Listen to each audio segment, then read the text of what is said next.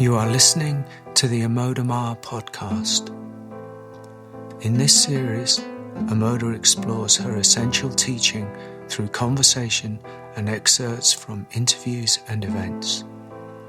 To find out more about events and to sign up for her newsletter, go to www.amodamaa.com. Please subscribe, comment and share if this podcast moves you. And if you feel called to donate, please go to the website. Thanks for listening, and we hope you enjoy. Greetings, everyone, and welcome back to another podcast with Amoda Maa. As you may know, my name is Kavi, and today I'm going to be asking Amoda just a few questions to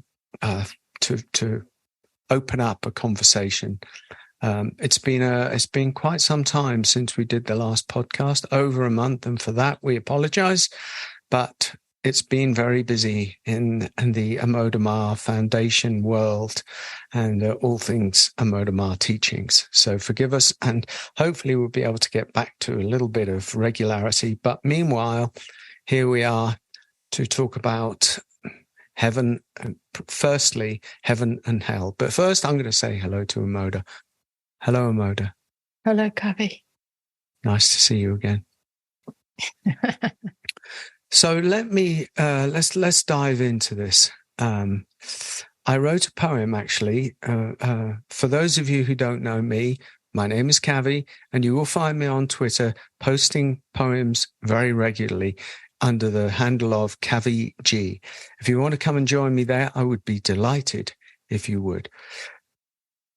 I wrote a poem a few days ago, a 4-line poem that says, "We enter heaven or hell in every decision, with every movement towards and away from love."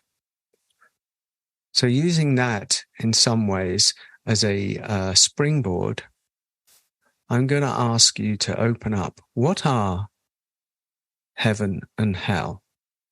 Because I think we know the standard, religious kind of idea, but that's not what the purpose of this podcast or your teaching or anything that we do is about. It's about exploring something very different from that. So if I were to just throw that at you, which I'm going to do, what are heaven and hell?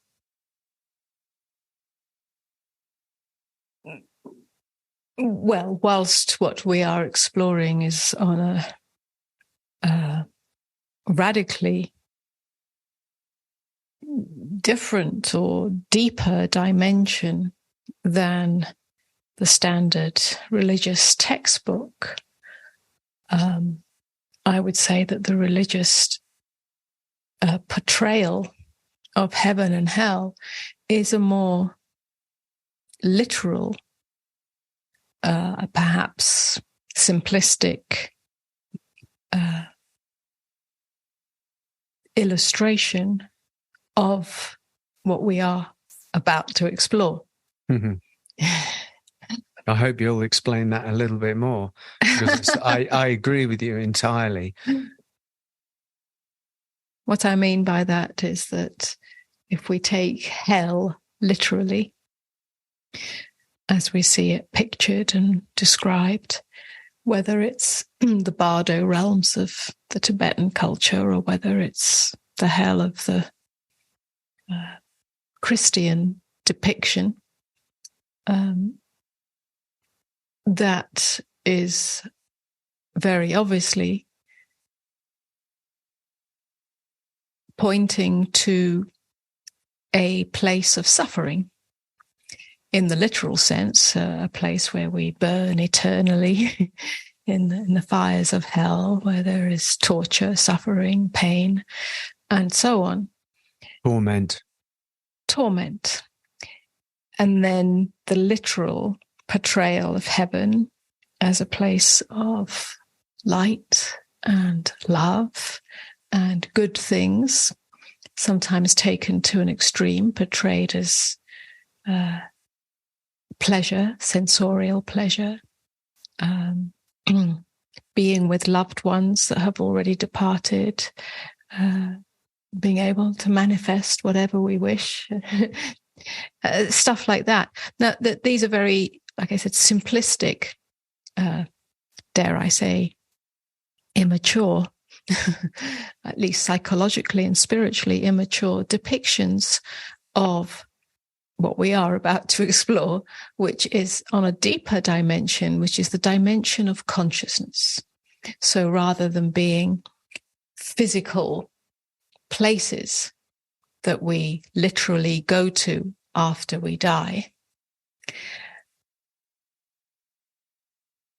what heaven and hell from this perspective are pointing to are states of consciousness that we inhabit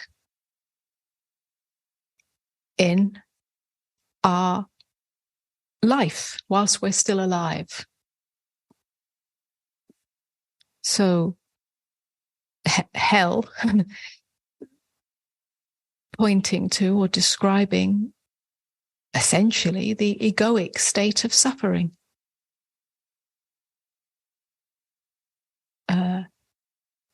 In the simplistic version, there's somebody out there, some being, some entity that is assigning us either to heaven and hell according to our deeds, according to our karma, or according to our worthiness, and that's where it gets rather distorted. So that's the place that we're not going to. Yes, we're simply just using that as a contrast to what we're speaking of. So let's get right to it. Yeah. Hell as a state of consciousness, the state of suffering, the state of ego consciousness, where suffering is created by not knowing our true nature. Suffering is created by looking for fulfillment and satisfaction and recognition and approval and love in the world of form, in the world of things, in the world of the temporary. And so the internal hell that is created, although it's not always experienced as hell, but is really the torment of thoughts, the thoughts of grasping, the thoughts of rejecting, the thoughts of holding on to life, the thoughts of fear of death, the thoughts of, having a perfect life or being perfectly loved, and so being a perfect person, which accumulate over a lifetime or maybe lifetimes and eventually become a prison. Surely that is hell. It's a hellish state of mind because there's no escape. There's no relief, true relief. There's temporary relief, perhaps, in something that we acquire, whether that's knowledge or a relationship or success or whatever it might be, or a possession. But there's no true fulfillment in that. And surely that is the seeking mechanism of the unconscious state.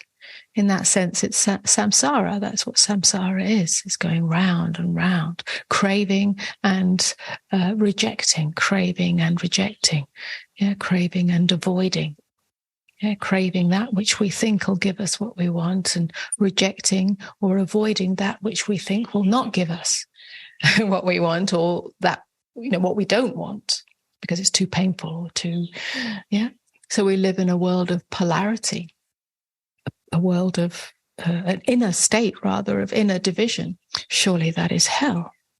Yeah. And then we go trying to fix it, trying to create a better internal world and a better internal reality through positive thinking or fixing our emotions, changing our emotional state. And still we're still on the wheel of samsara. And essentially underneath all that, or part of the sort of driver for that, if you like, is a sense of unworthiness and a sense of incompleteness. Yeah. And that's where it sort of touches up on the sort of more traditional depiction or meaning of heaven and hell, because if we're unworthy, then we're unworthy to enter the kingdom of heaven. Yeah. And so we set up this idea of sin and guilt and so on, and unworthiness and an unlovableness. And really it's stemming from an erroneous construct built up by the layers of ego identity that this is not enough. I'm not enough. I must have more. Yeah, I must be more of something in order to be, yeah. So this unconscious drive for more fulfillment, more recognition, more love. This moment is never enough. Yeah, this unconscious driver, that's the seed of the hell realm. Until it reaches some kind of tipping point, and then we seek freedom from that. And that's perhaps the beginning of self-inquiry or the spiritual path. Yeah. There's the seeking of freedom within the suffering realm, which is doomed. And then there's the seeking when one sees that even one's seeking within the hell realm is going nowhere, that actually that's the seed that you're talking about, that the awareness that allows the distance to come. Well, we seek freedom from the seeking itself. Yes. Yeah. But what I'm saying is that escapism from the suffering, for instance, in alcohol or drink or things, that's seeking relief. It's not necessarily seeking freedom. It's seeking relief from the suffering. Yes. Those two things have very different qualities. Absolutely, really. Yes. No, I was referring to seeking freedom, the true meaning of freedom, liberation, self-realization, knowing who I am. But yes, there is escapism within the realm of suffering, which is the seeking of relief, as you just said. Yes, absolutely. And that's not the resolution, of course not, because we're going. But it's almost like on the same wheel. Yeah, it's almost like we have to go through that. That's included. That provides even more grit, because if you try and seek relief often enough, and you realize that it's futile, then something. Then the shift happens. Yes, well, the tipping point hasn't really come until that moment of the futility. Yeah, that's right. When as you were talking, it strikes me that at least the Christian religion, it actually has such a beautiful quality to it. It's maybe externalized something that is internal. And now, these days, we're able to have the use of language. There's a certain use of language and psychology that can somehow unpack it a little more eloquently or a little more specifically. But actually, those religions are speaking to exactly the human problem, which is to be identified with the ego self or not to be identified with the ego self. Yeah, one being hell, one being heaven. So whether it's turned into moral behavior of worthiness, but we carry that worthiness and unworthiness within us. It is part of the struggle of the spiritual or just the human being. It is part of the human condition, isn't it? So yes, I mean the true teachings, if you like, that have arisen from mystical and Christian and pre-Christian teachings, traditions, are all holding the same truth. It's only, as you say, in the sophistication or lack of sophistication of language that there's any confusion or difference. And part of that is cultural, historical of the times, and also that in it being handed down over thousands of years, it becomes ossified, and from there it's misunderstood. It was taken too literally or too simplistically. But I have no doubt, as much as I can have no doubt, that what Jesus spoke of when he spoke of the kingdom of heaven, and even when he spoke of sin, if he did speak of sin, are not the simplistic No, for sure. Sort of understandings that have been handed down, or pictures that have been handed down, but a true realization of the inner states, the inner state of hell and the inner state of heaven, inner states of consciousness. But that cannot really be easily handed down in words. Yeah? Well, neither can it really be exploited. Well, the state can't be, the actual inner state can't be exploited, but it has become exploited because it's become literalized, yes, and ossified. And, I think that, that because what I hear you pointing to is of something that's very alive for each individuation. Yeah, it's an alive inquiry into what one is giving one's devotion to, if you like, at any moment. Yeah, it's not it's not a palliative. It's not really something that you can just go to church and put your money on the altar and here you are, you're absolved of some sins, or, that it's not as childish as that in many ways. What you're talking about is a genuine struggle of each human being. Yeah, it's not on the level of behavior modification. Not at all. This, what we're speaking of has nothing to freedom, true freedom, or the freedom of self-realization has nothing to do with morals or ethics or belief systems. That's where it's got hijacked. So we are talking about an inner state of consciousness that every human being has the birthright to. Yeah, every human being. Perhaps in our culture now, it's more available. It seems to be, because we perhaps on some level, even though it doesn't seem like it, are evolving as a human species in terms of our state of consciousness. I know that's a little bit difficult to say these days, but we'll get onto that in the third question. But it is our birthright, and it's our struggle and our birthright. It's our own individual tipping point, and the doorway that we each have.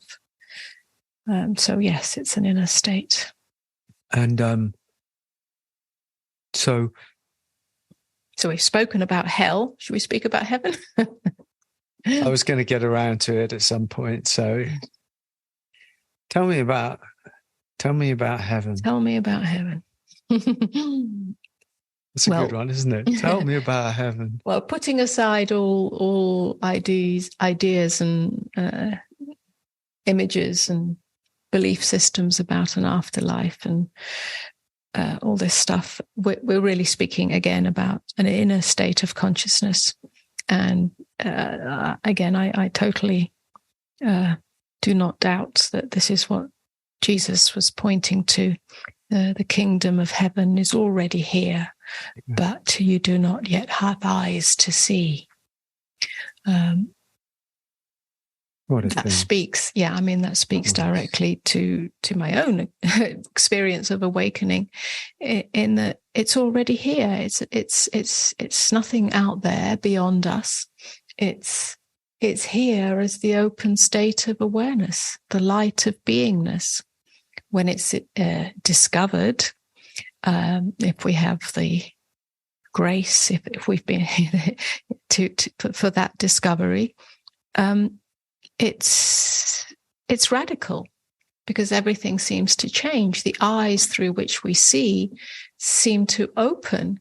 And again, that's not, supernatural. It's not like we start to see auras and things like that.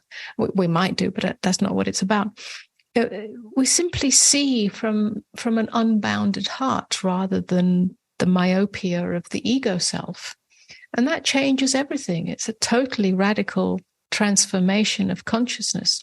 So then we meet reality, we meet life from such an openness. I mean, we can call it love. Even when, we go beyond liking or disliking, we just go beyond the division, the inner division that is created by the ego construct.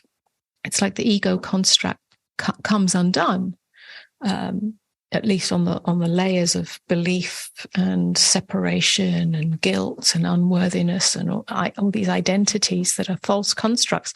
When those false constructs aren't there, it's like the windows have been wiped clean. So we see through naked eyes, through open eyes, through clear eyes. And that's very radical. It's a huge shift, and yet totally natural. And there is this realization, well, it's always been like this. It's just that there was something occluding it. And that was just my sense of self as unworthy, as unlucky, as unloved, as not enough. That was, and that's not real. It's not here anymore. That I haven't changed. Nothing about this personality, this personhood has changed. And yet the view has radically changed. So it's, again, I say radical, and yet so ordinary and natural. In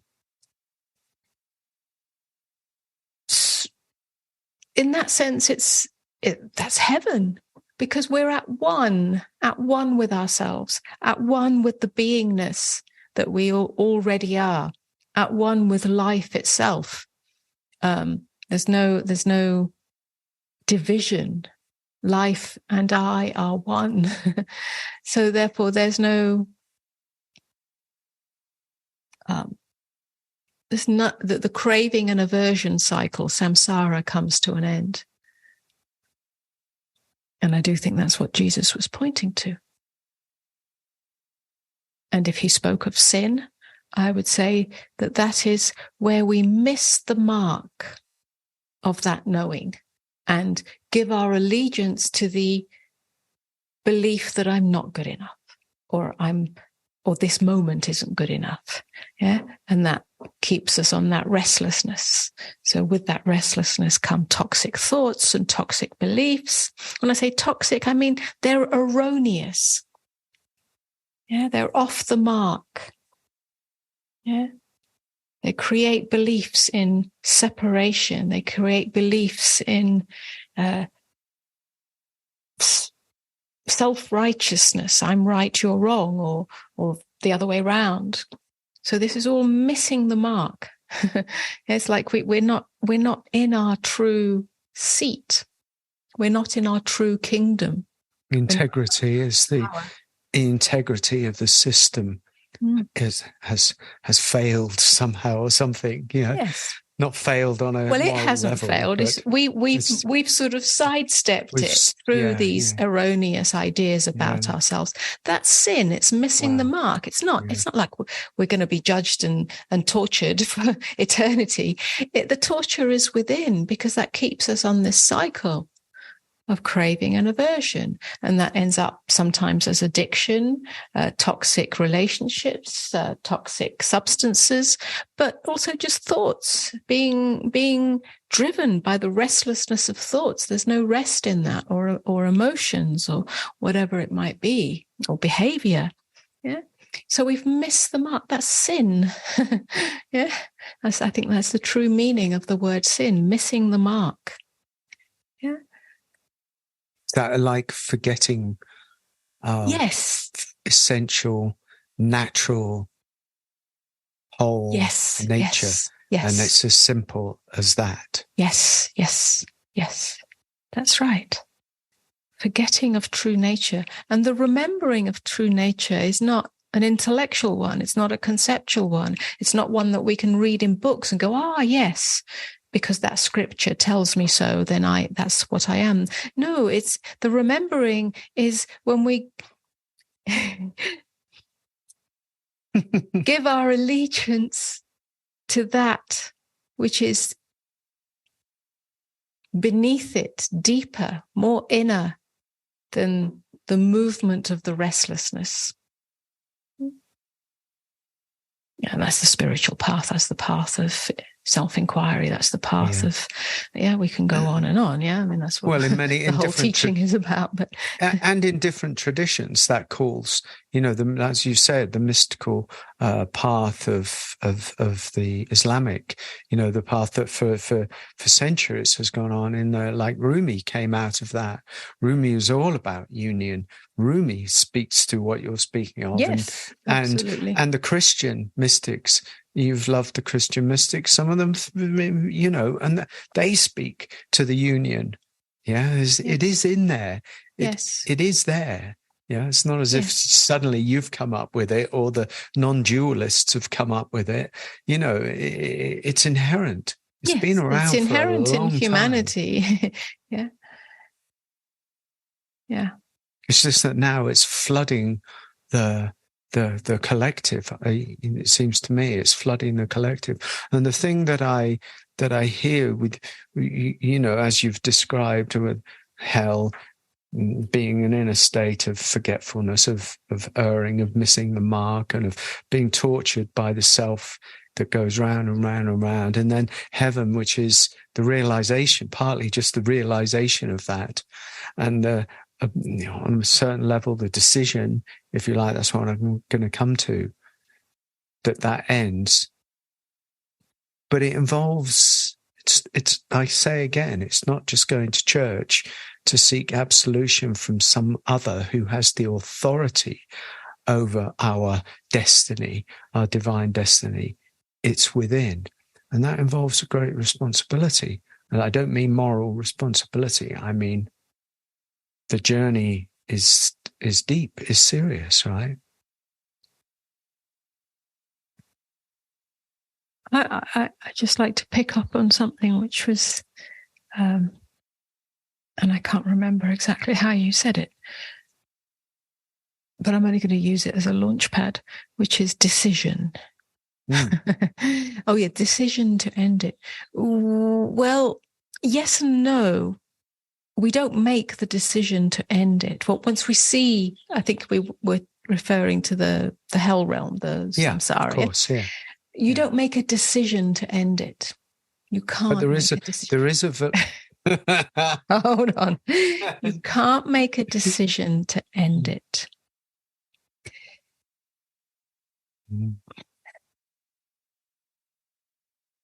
But you can give your allegiance to the truest longing to come home and rest in the true kingdom, true nature, true beingness. You can give your allegiance to that, but you can't end it through a decision. And that's, I'd like to understand the difference.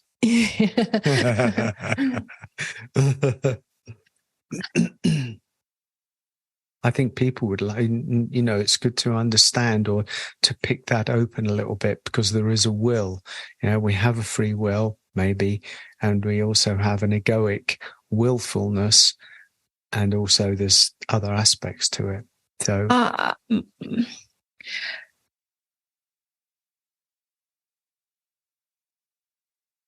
when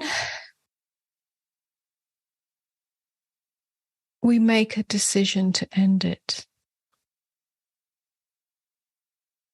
and I hear what you're saying, because we're using words now to fine-tune something. And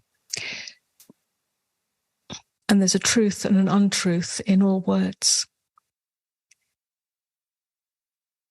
But when we, let's say, use the word decision to end it, that speaks to the self that applies mental control to get what it wants or to get somewhere.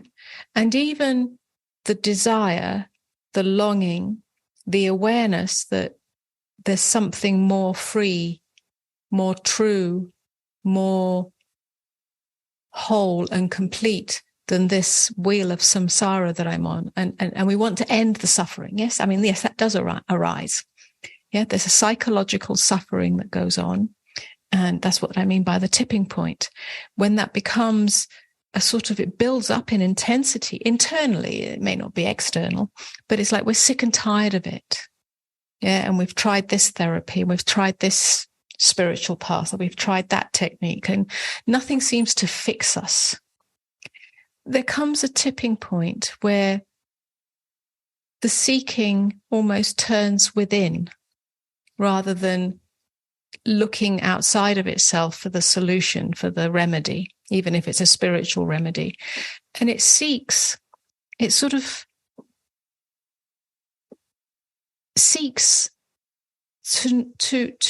to go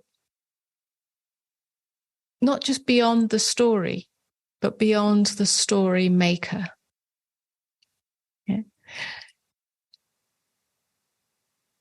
That's not really a decision to end it. That's an inquiry into what is more true than who I think I am.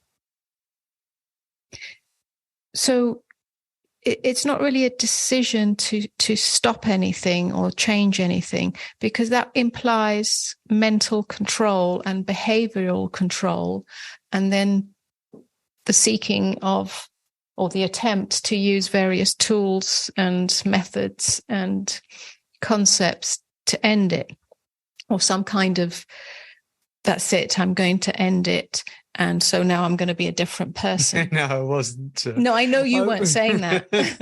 I know you know it's not that. But I think in the use of the words, yes, one has to be, delicate, if you like, or careful, that because that speaks to that. At least, that's what I've noticed, not only perhaps in my own self in the past, and speaking with others. Yeah. So, because that's the default position. The self takes ownership of everything, even the spiritual, even self-realization, even awakening, enlightenment.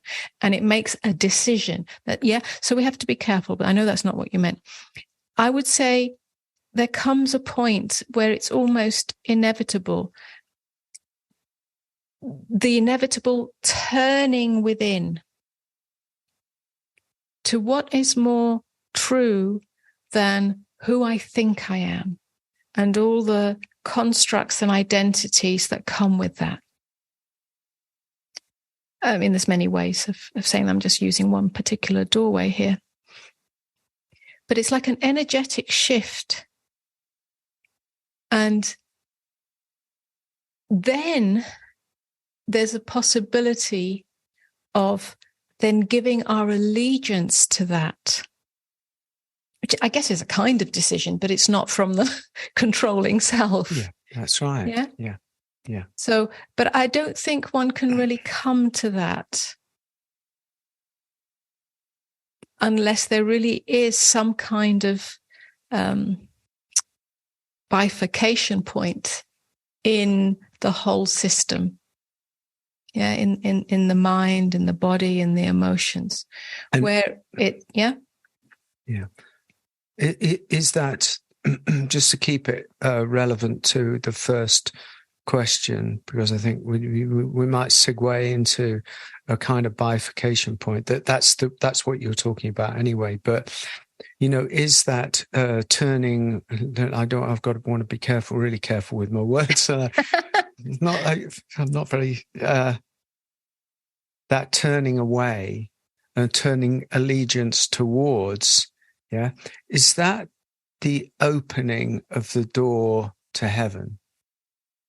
Yes, it is. Yes. Let's. And if it is, then as most people experience, it closes, it opens, it closes, it opens, it closes, it opens. For most people, for a while, yes, for a while, yes, for some time, yes. You're kind of courting heaven that you haven't really known before, because we're so living in hell. In actual fact, we live in hell. If the truth is what you're talking about, and society and culture is a manifestation of that inner division of egoic suffering, then we live in hell. Yes. It might not look like it because it could be very beautiful, but it's hell. And then the turning towards what is heaven is actually a new vista. It's got a different fragrance. It is. Yes. Yeah. Yes.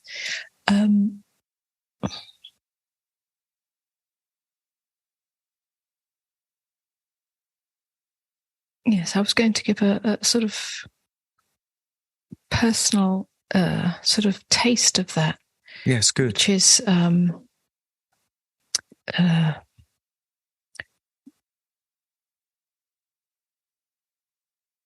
I like many people, in the unconscious default position, which is hell, even though it might not feel like hell at the time.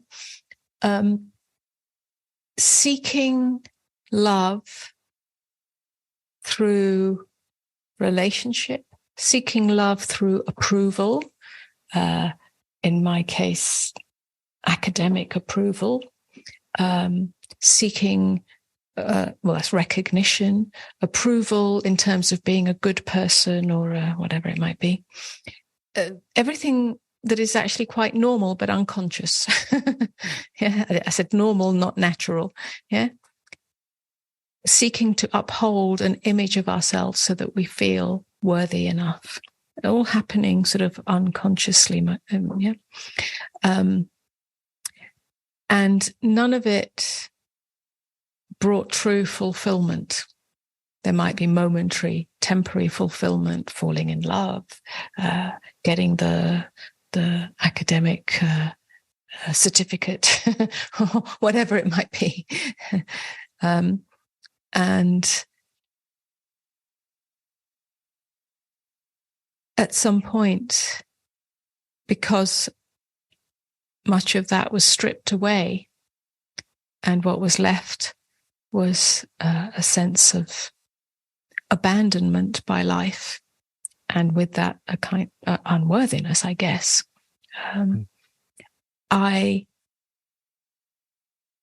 For me, that was a kind of tipping point where somehow, instead of looking for that love in the external, yeah,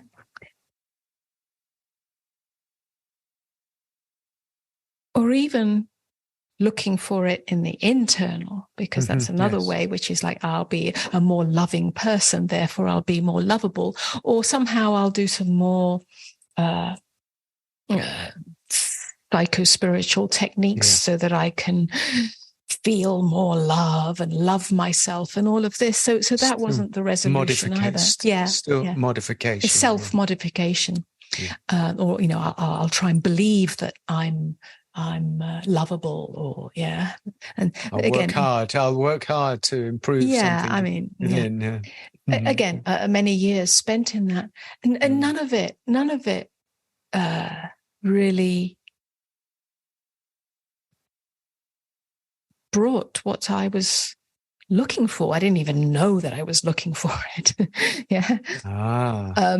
But it was driving something, and what eventually came was just this sense of eternal suffering. That nothing would it was so barren. It wasn't whole. It wasn't complete, and so on. So I'm just giving that as an example of what the tipping point was. The tipping point was I stopped looking for it, either in the external nor the internal. I just stopped. And in that stopping, it wasn't a regression into, feeling bad about myself or unlovable or giving up or resignation. It was a profound stop where the turning point, which I guess is a kind of decision, but it sort of decided itself. There was nowhere else for it to go. I agree with that. That's what I meant by the bifurcation point. It just reaches a point where it can't go anywhere else. It just can't go in the same direction it used to go in. So it almost sort of, that's the tipping point. That's the place where it has to do something completely different. And that doing isn't of the self deciding it, because it doesn't know. I mean, there isn't. It's not a doing thing.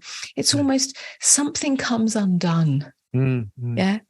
And what came undone was the striving, the seeking to be anything, to find anything, to all the things that we're talking about, seeking unconsciously of that love in anything, not even in myself. And it was such a surrender to the moment, to the nowness, without any concern for the self.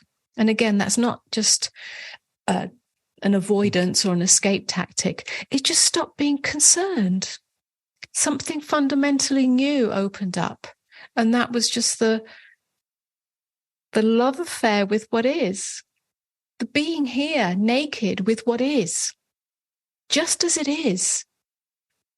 And that was that was the beginning of a whole new dimension that went deeper. Yeah. And if you like, that was the doorway, not all in one fell swoop until it led up to something. But I'm just trying to describe that fundamental turning point, which is not something that we can decide, but something that we can be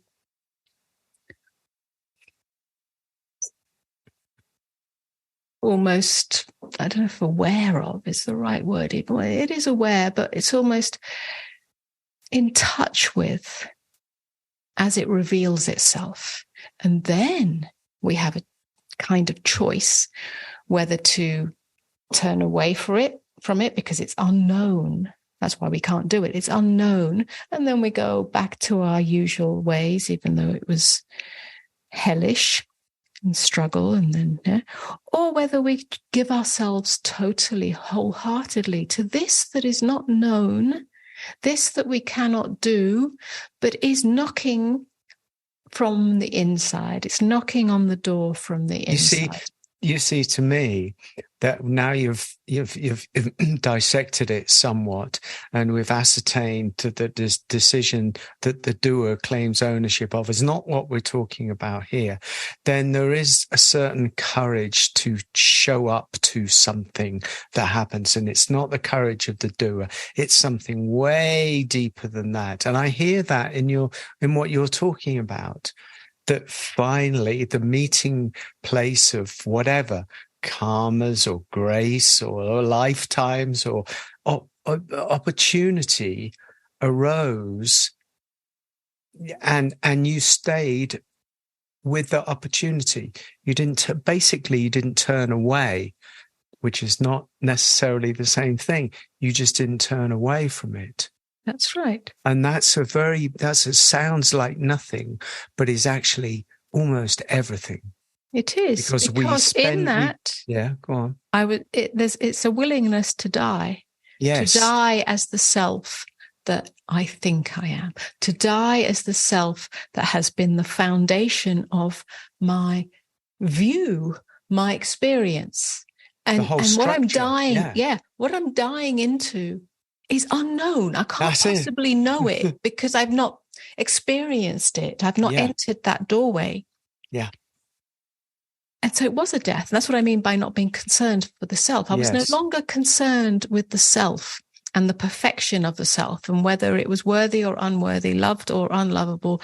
It just wasn't concerned with that. So it gave itself wholeheartedly to that which was knocking from the inside, saying, this is the doorway, come this way.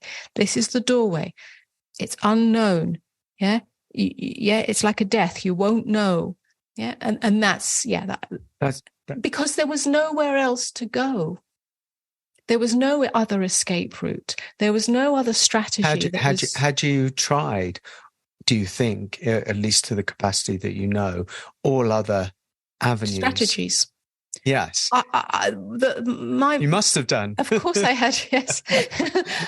The strategy of avoidance of that, which is, if you like, knocking from the inside, revealing itself from the inside, it comes in many forms, from the very ordinary strategies of just seeking pleasure or seeking something in relationship, and so on, but also more, perhaps more extremely, well, definitely more extremely, suicide. Yes. That's a strategy.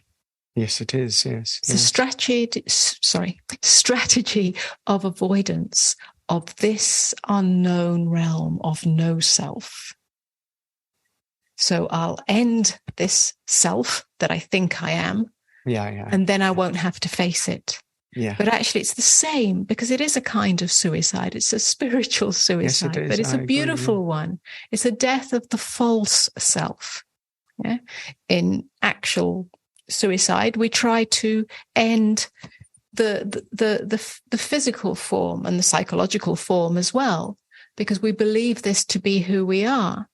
But if you realize that that doesn't actually end anything. Okay, so I want to a kind of applaud without inflating anything.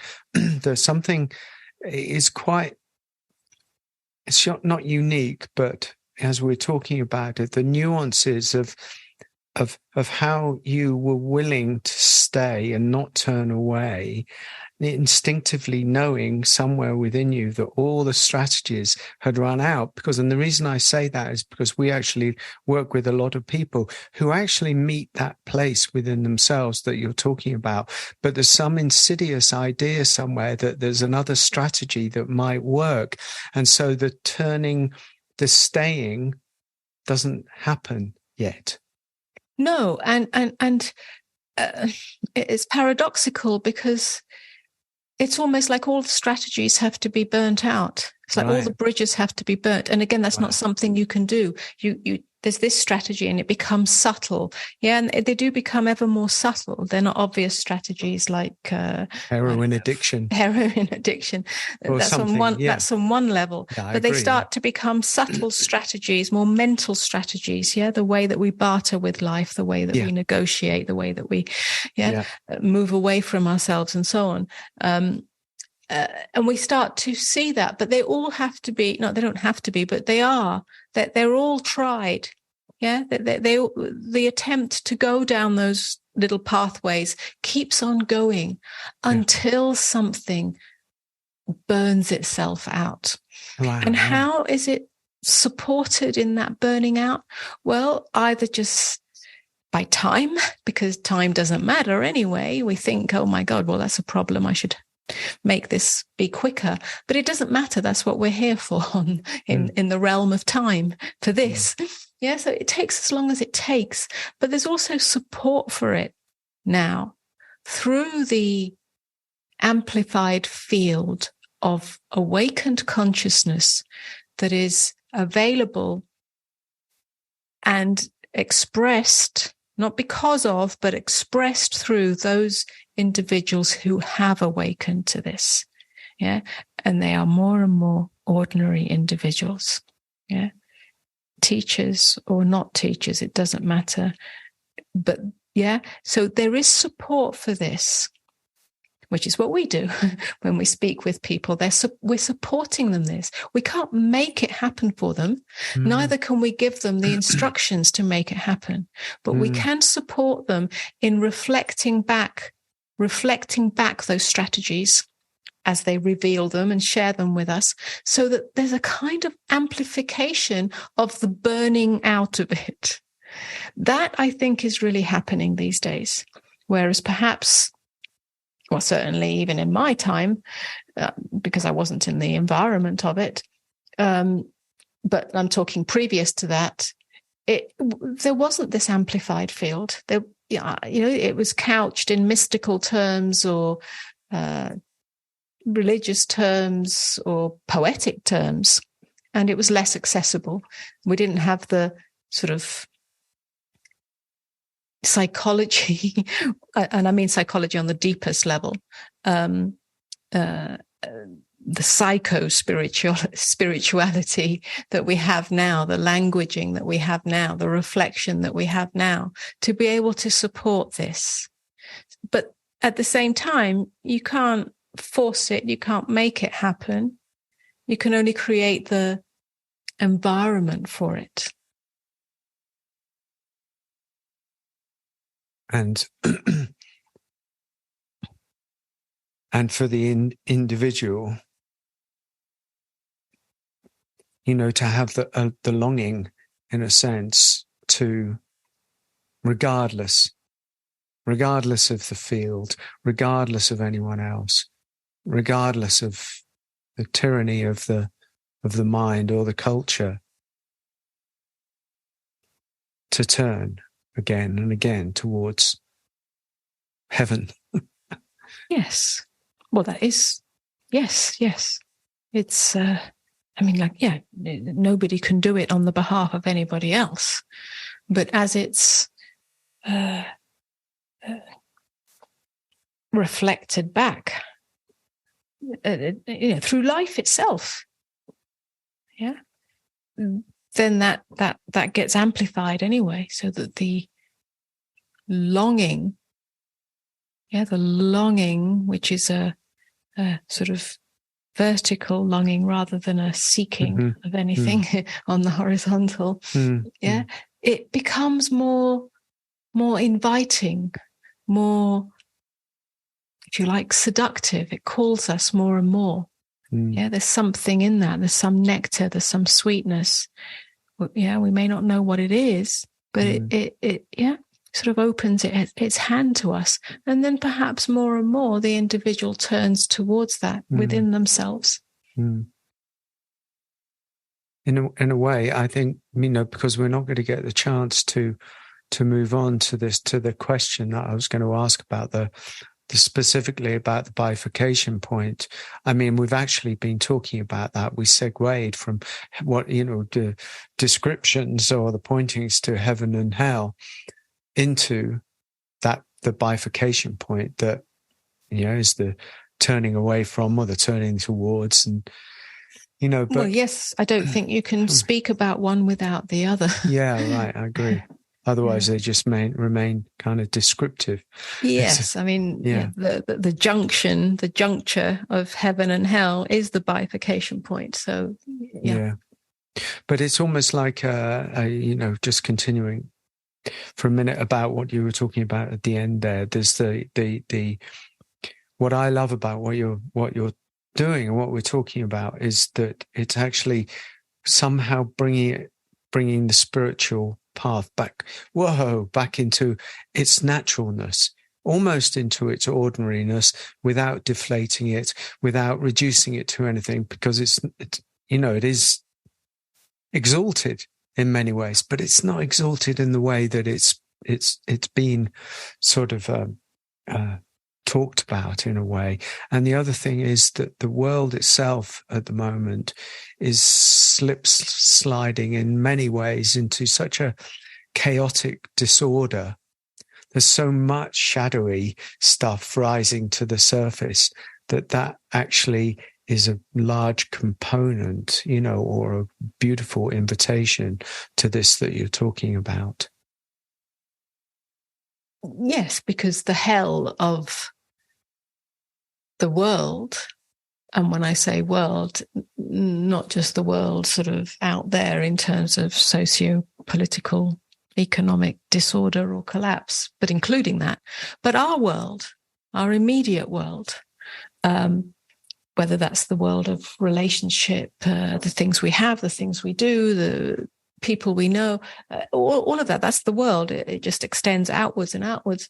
The world in that sense is always a catalyst or invitation for this turning within. It is an amplifier through the suffering that we experience, through the loss, through the struggle, through the suffering that we see, through the fear of collapse, through the fear of breakdown, whether it's personal breakdown, relationship breakdown, financial breakdown, or worldly breakdown, global breakdown.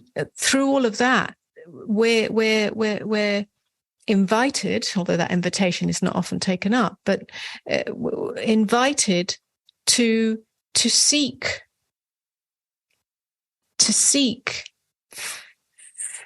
peace, freedom that is not found in that. Yeah. So that does amplify or the potential for that bifurcation point, because there's no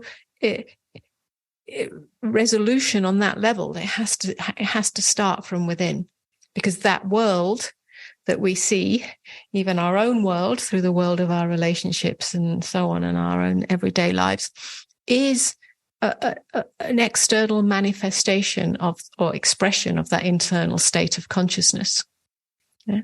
If there is, if you like, a missing of the mark within, yeah, then we are going to inevitably be involved in codependent relationships where we're seeking that love from the other because we don't know our true nature.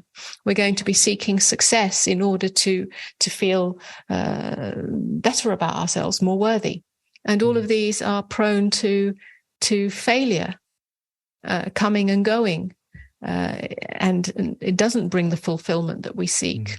So the world and the collective world, the global world, is just a collective reflection of that state of consciousness. I think also there's a growing field, maybe since spirituality came over in such a huge swathe, particularly in a way over to America, there's a growing field of people who who have seen that there's the satisfaction of the shiny things, the satisfaction of the codependent things has almost run its course on a certain collective level. And that creates this kind of division within people, those who grasp more at the shiny things, if you like, and those who say innately there's something dissatisfying about this. And that very realization about this dissatisfaction of the hamster wheel that society rolls along is actually the collective bifurcation point that we're at. Yes, and that's a beautiful thing. One, yes. Yeah? Yes. Because then it actually invites the very thing that you're talking about, the very conversation. This is conversation that we're talking about. It's very deep and a very, very natural. Yes. And I don't know if we're moving towards the closure, yes. But I'd just like to perhaps finish up with saying that on this point, that this seeing of the collective unconscious playing itself out, it is not, and the sort of bifurcation point where we're not grasping at that, the shiny things, or grasping at the fear, both of which are missing the mark. It doesn't mean that we're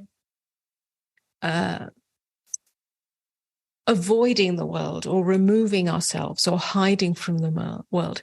It means that from the new dimension, if we enter it, if we know it, if we're willing to discover it, from the kingdom of heaven, the inner kingdom, we move into the world, whether that world is our immediate environment or the larger environment.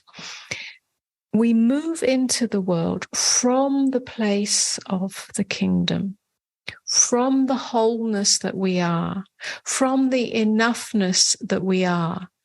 And then we move into the world. So it's not that we're removed from it. We can still do, we can still relate, we can still operate, we can still function. In fact, we do. We just function in a whole different way from wholeness. And that changes our immediate world, our immediate environment. And it changes the greater environment when the collective is also moving in the world from this. This is a return to love. Well, A Course in Miracles. Not A Course in Miracles, but of course, a little bit of Course in Miracles. It is a return to love. It's nothing despicable to love, yes. or naive or anything about saying the boldest thing that could ever be said. We live from living from love. Living from love's wholeness is the most radical, brave, warrior-like thing I could ever imagine saying. And I do say it's wow. But that's what you're talking about, ultimately.